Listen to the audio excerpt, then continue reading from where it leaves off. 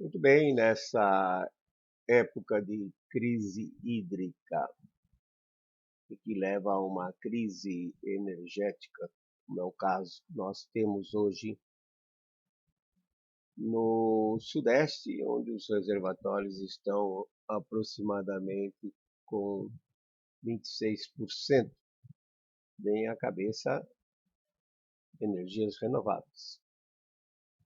Será que energias renováveis seria a solução para a matriz energética brasileira? Então nós vamos discutir neste vídeo os prós e contras das renováveis que são mais comuns e que estão aí disponíveis para os usuários. As premissas básicas são: estamos à beira de um colapso energético. Energia elétrica é a mola propulsora do desenvolvimento humano, o IDH, Índice de Desenvolvimento Humano. Sem energia elétrica não há crescimento econômico. Grandes barragens não poderão ser mais construídas devido à pressão ambientalista, tá? Além de levarem muito tempo para entrar em funcionamento. Você vê o caso de Belo Monte, por exemplo. Quando começaram a falar em construir Belo Monte, foi há mais de 30 anos, tá? 30 anos atrás. E depois Belo Monte tinha um lago e a pressão foi tão grande que acabaram retirando o lago. Então a usina ficou praticamente a fio d'água. Chove, de outubro a março, gera. De abril a setembro, não chove, não gera. E a pressão já global, né, para reduzir as emissões de gás carbônico, dizem que o gás carbônico é um gás de efeito estufa, e que ele vai aumentando sua concentração, ele vai reter mais calor no planeta Terra e a temperatura do planeta vai aquecer, e daí todas as catástrofes, como aumento do nível do mar, tempestades severas, secas severas, etc. E é claro que se você pega um documento como esse Acordo Climático de Paris, de 2015, ele é um instrumento nesse sentido, né, de reduzir emissões de carbono para evitar a catástrofe do planeta. Energias transformáveis em eletricidade. Claro, então a energia elétrica, como eu disse, é conditio sine qua non para desenvolvimento e, obviamente, melhorar a vida do ser humano. E petróleo, por exemplo, é considerado um combustível fóssil não renovável. Porém, existe uma teoria russa da década de 50 que diz que o petróleo é renovável, sim. Lá na Sibéria, eles esgotam um poço, abandonam o poço e depois de um certo tempo voltam a explorar esse poço e retirar combustível. E a teoria é que cadeias longas de carbono, como alcanos, que são cadeias longas saturadas, existentes no interior da Terra, devido à pressão e à alta temperatura, eles eventualmente se liquefazem, formando algum tipo de combustível fóssil, e isso obviamente seria renovável num tempo relativamente curto dentro da vida humana, né? Muito bem, só uma notinha sobre isso. Das renováveis, certamente a hidroeletricidade é a forma limpa de gerar energia.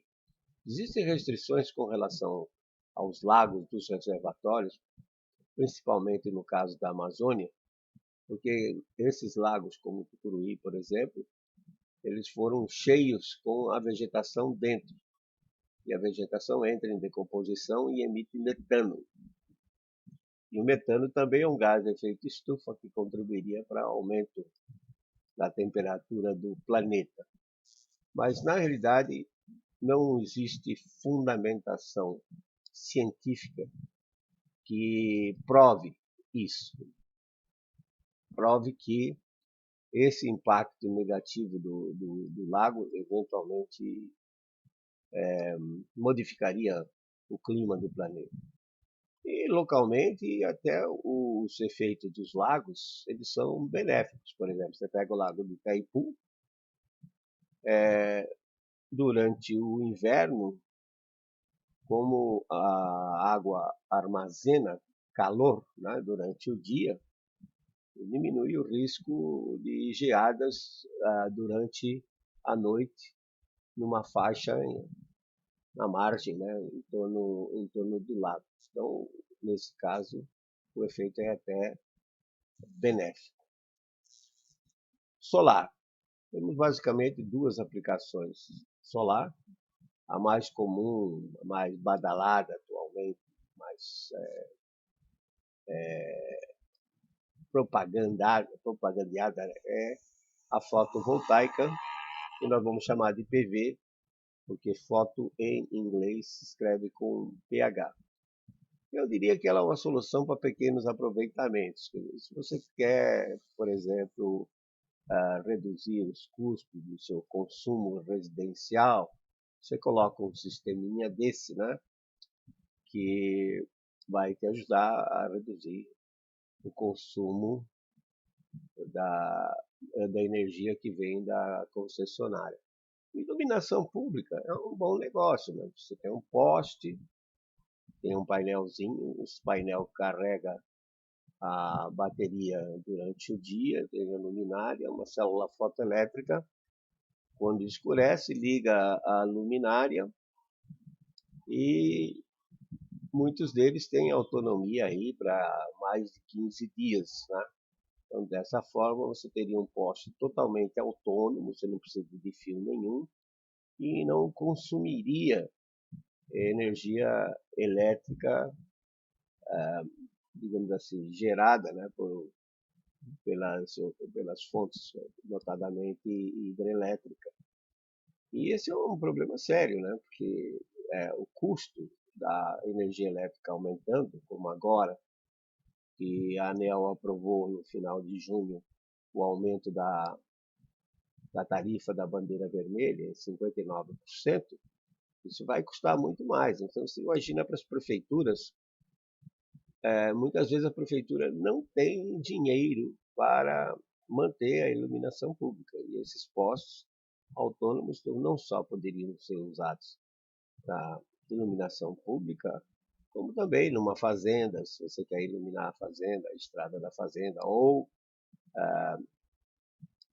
trechos de rodovias que são perigosos, poderiam usar esses postos autônomos que não consomem absolutamente energia da rede. Um outro exemplo de pequeno aproveitamento foi o que nós fizemos aproximadamente há 20 anos atrás, mais ou menos 20 anos atrás, no povoado de Bom Nome, município de Pão de Açúcar, em Alagoas. Vocês estão vendo, né? Os painéis montados sobre uma estrutura de madeira rudimentar. Esses painéis geram energia elétrica, tá? Corrente contínua, que alimenta esta bomba aqui, e essa bomba toca o quê? Um dessalinizador. Isso mesmo. A água na região era salobra, impossível de beber, então passando por esse dessalinizador, aqui está o banco de bateria para funcionar durante a noite, passando por esse dessalinizador, o pessoal tinha água pura. E água pura é saúde, né? Mas infelizmente vandalismo existe muito, e hoje você passa por lá, não existe mais nada. Levaram tudo, os painéis, o dessalinizador, até as caixas d'água foram levadas. Outra maneira de se utilizar a energia solar é a heliotérmica ou termosolar, e temos a sigla de CSP, Concentrated Solar Power. Essa sim pode ser usada para grandes aproveitamentos. O princípio dela é o seguinte: temos uma calha parabólica e, pela propriedade da parábola, quando a luz solar incide e reflete nela, ela concentra num receptor, num tubo que está no foco da parábola. Tá? Dentro desse tubo passa um fluido transportador de calor. Atualmente, os espanhóis, por exemplo, usam uma mistura de nitrato de sódio com nitrato de potássio, que tem um ponto de fusão em torno de 260, a mistura tem um ponto de fusão em torno de 260 graus centígrados, né? E esse calor, então, passa por esse tubo, vai para um sistema de armazenamento de calor antes de passar por um trocador de calor, ou seja, uma caldeira, gerar vapor, o vapor tocar a turbina a vapor e a turbina a vapor um gerador. O ponto interessante nisso tudo é esse armazenamento de calor, porque esse armazenamento de calor permite que a usina solar funcione 24 horas por dia.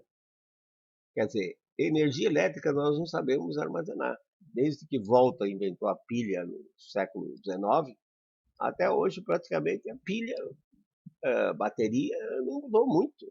Mudou um pouco de material, etc. Tem uma carinha nova, mas praticamente o grande problema da humanidade, o grande gargalo, é como estocar energia elétrica.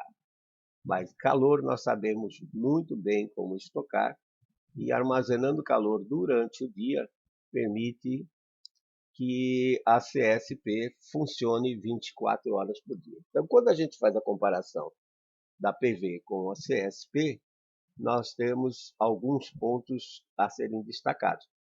A eficiência, a CSP pode chegar a 85%. A PV ela é aferida a 25 graus centígrados, o painel. Só que para cada grau que o painel aquece, ela perde 0,5% de eficiência. Como na nossa região tropical facilmente o painel chega a 45 graus, 45 menos 25 dá 20, 20 vezes meio dá 10%, ou seja, os melhores painéis, que tem aí 21, 22%, vão perder 10%, vão aproveitar da ordem de 110, 120 watts por metro quadrado para cada 1.000 watts incidente, tá? E com isso, então, gerar menos. CSP gera corrente alternada diretamente. PV gera corrente contínua, essa mesma corrente que nós temos na bateria do automóvel. E, portanto, ela precisa de um aparelho chamado inversor. E o inversor também consome a energia que é gerada pelo painel. Você vê, se o inversor fica quente, significa que ele está dissipando aquela energia elétrica que ele está convertendo de corrente contínua para corrente alternada na forma de calor, e esse calor é perdido. Tempo, como disse, PV não pode opera aí da ordem de 6, 7, 10 horas por dia, dependendo da região. Mas a CSP, graças ao armazenamento de calor, pode operar 24 horas. CSP é tecnologia simples, de mais de 100 anos de idade. É calha, refletora, caldeira, turbina, gerador. Isso aí já está com a gente há muito tempo. E qualquer termoelétrica tem essas partes daqui para cá. A fonte de calor para gerar vapor é que é diferente em algumas termoelétricas, né? Nesse caso da CSP, usa a energia solar. A CSP pode ser utilizada também para gerar vapor, não para gerar energia elétrica, mas sim vapor que é necessário para fins industriais, por exemplo, para secagem de grãos, poderia ser utilizado, né? E o CSP, ou solar de maneira geral, é uma energia complementar. Chove de outubro a março, principalmente no centro-oeste e partes do sudeste. Aí a gente usa a eletricidade que está sendo gerada. Não chove de abril a setembro, então poderia complementar com o solar. E também, principalmente no centro-oeste, nessas regiões que têm um período seco bastante marcante, né? Em geral de abril a setembro, como foi dito, poderia se fazer agricultura de 365 dias. Tá? Por exemplo, uma CSP de 50 megawatts pode tocar vários pivôs centrais, sem problema nenhum. Uma PV para tocar um pivô central precisaria de uma instalação muito grande, com perda de recursos financeiros e também perda de terra agricultável. Eólica, muito cuidado, né? Calmarias não gera. Aliás, qualquer renovável, hidroeletricidade, solar, eólica, realmente precisa de condições climáticas favoráveis, senão não gera. E as eólicas, os aerogeradores têm problema de desgaste, manutenção. No ano que vem, 2022, a Alemanha vai estar descartando 14 mil aerogeradores, porque já são máquinas antigas, né, já desgastadas, e não compensa mantê-las funcionando. Além de terem uma poluição visual e sonora também bastante característica, né? Você vê que esses 4 aerogeradores da Praia Mansa, Fortaleza, Ceará, eles são fruto de um convênio com a Alemanha, que queria nos vender aerogeradores, já desde 1990 eles estão instalados, né? E aí é uma região muito boa para vento, porque os ventos alísios sopram constantemente, tá? 85% do tempo os ventos alísios estão soprando, mas na realidade às vezes nem tanto. E os dados aí da performance desse sistema são difíceis de se obter, né? Impossível de se obter. Mas pesquisando encontrei uma dissertação de mestrado que diz que, em média, durante um certo tempo, não me lembro um intervalo de anos, esses aerogeradores rodaram 36%. 36% já é um fator de operação muitíssimo bom, né? Porque quando você pega, por exemplo, na Alemanha, o relatório dos 10 anos mostrou que os aerogeradores lá só rodaram 16% do tempo. E na Inglaterra, a média é 17% do tempo, mas existem anos quando predominam os sistemas de alta pressão, em que esses aerogeradores chegam só a 7% de operação, ou seja, 93% do tempo parado, né? Então precisa tomar cuidado, porque eles são muito vulneráveis às condições de vento. E, por exemplo, um tornado passou aqui por essa região e acabou com essa fazenda, né, de aerogeradores, fazenda de vento. E quem é que vai repor isso, né? O Brasil também não fica fora disso. Aqui você tem um exemplo do Cerro Chato, Santana do Livramento, no Rio Grande do Sul, nesta data aqui, de 20 de dezembro de 2014, também uma tempestade atingiu uma fazenda eólica e derrubou, danificou 27 geradores, dos quais 8 foram totalmente destruídos, um custo de 300 milhões de reais. Comparado com o dólar da época, isso deu 115 milhões de dólares. Então, precisa tomar cuidado, que a eólica não serve para qualquer lugar e não é tão confiável assim. Para cada eólica, Para cada fazenda eólica, na realidade, você precisa ter uma termoelétrica a postos para garantir a energia na rede. Biomassa tem sido usado desde que os primeiros humanos conseguiram dominar o fogo, né? Então, lenha e carvão vegetal são matérias já muito antigas para se gerar calor. Bagaço de cana se gerar vapor também. Muitas das usinas de cana-de-açúcar e álcool, elas fazem cogeração, queimando bagaço de cana para gerar energia elétrica para o seu próprio consumo e também para colocar na rede. Enfim, já de uso tradicional.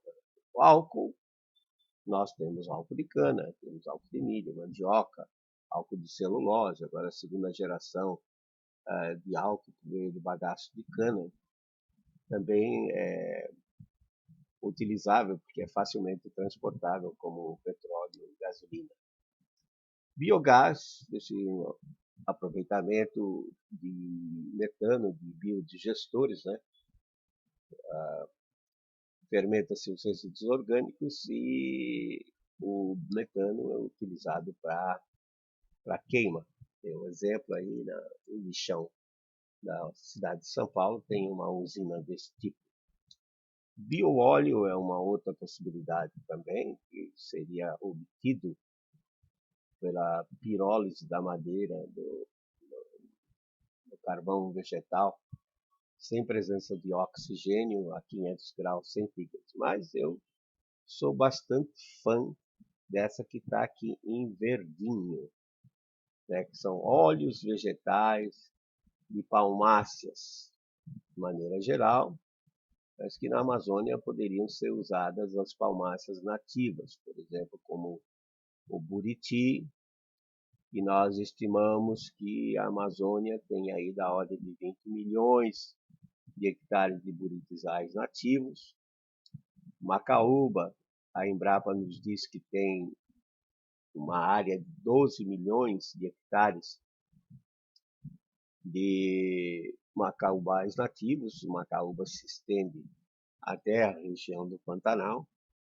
No início da década de 90, 91 a 94, nós tentamos ter um projeto aprovado que chamava-se Autossuficiência Energética para Pequenos Núcleos Populacionais da Amazônia, onde a gente pensou que localmente eles poderiam produzir seu próprio óleo e tocar os grupos geradores. Sim, porque existem motores que queimam óleo vegetal diretamente, sem a necessidade de produzir biodiesel.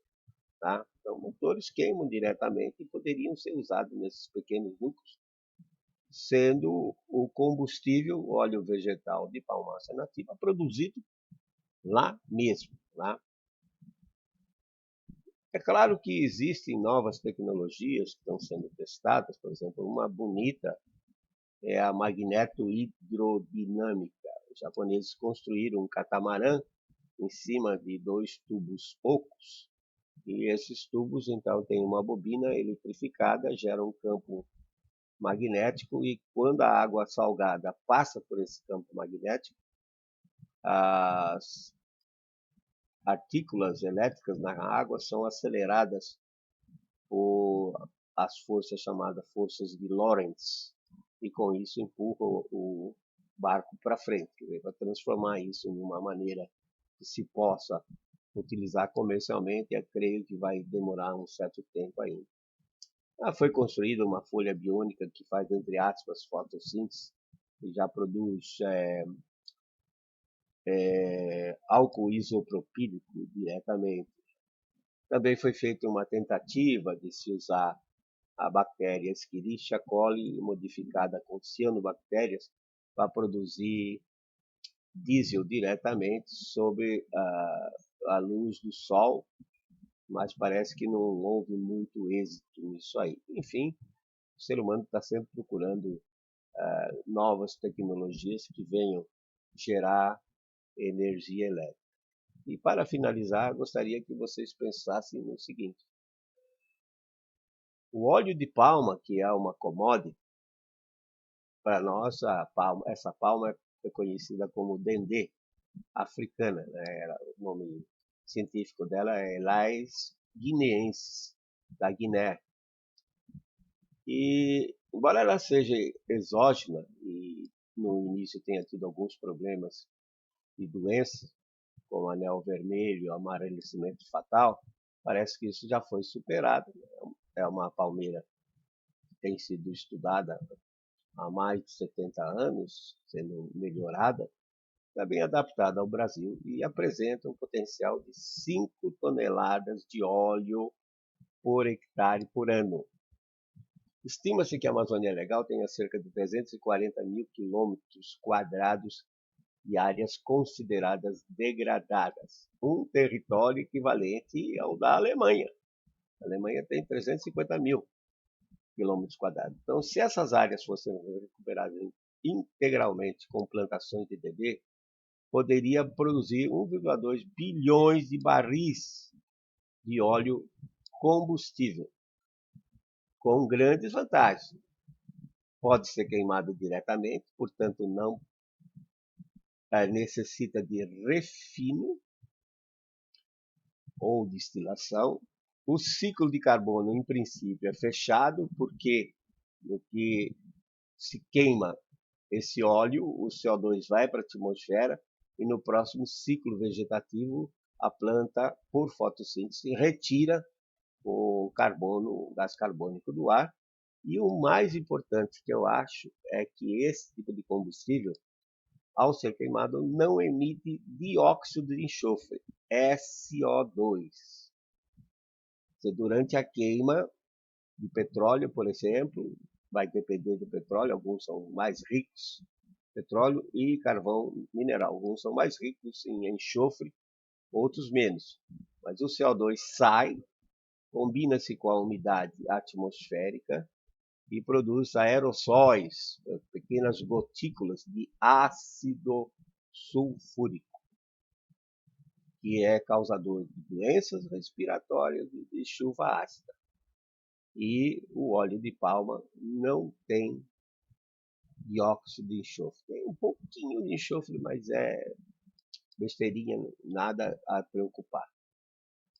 E como o petróleo, obviamente, o óleo vegetal ele é facilmente transportável para qualquer parte do território nacional. Já existe uma cadeia que faz esse transporte de diesel, gasolina, etc.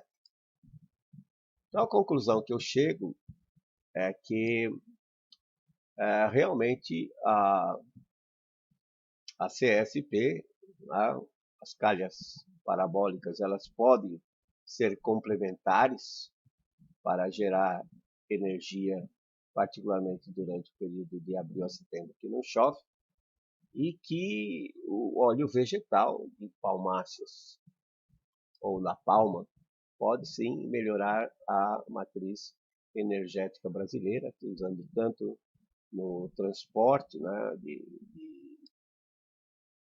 de matéria-prima, de alimentos, etc., como também na geração de energia elétrica em termoelétricas durante a estação seca e também em anos em que as chuvas normalmente ficam abaixo da média, como é o caso que o Sudeste está passando agora.